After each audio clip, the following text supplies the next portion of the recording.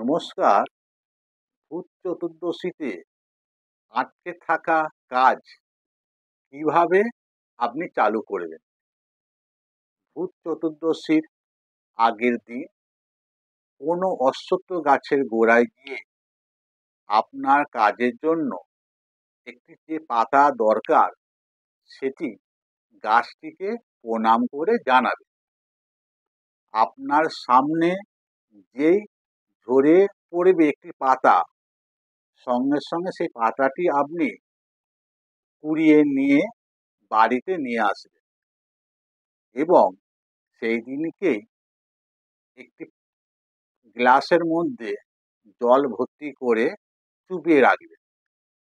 চতুর্দশী রাত 11টা থেকে রাত্রি 11:30টার মধ্যে মা কালীর নাম স্মরণ করে নিজের মনের কথা বলে অর্ধেক জলটি খাবেন এবং পরের দিন অর্ধেক জলটি আপনার মুখে চোখে ভালো করে ছিটিয়ে দিয়ে তলায় যে পড়ে থাকা জলটি সদর দরজার সামনে ঢেলে দেবেন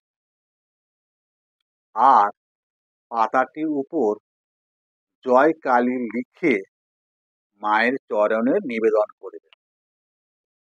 দেখবেন আপনার আটকে থাকা কাজ তাড়াতাড়ি চালু হয়ে যাবে। ধন্যবাদ। জয় মা কামাখ্যা।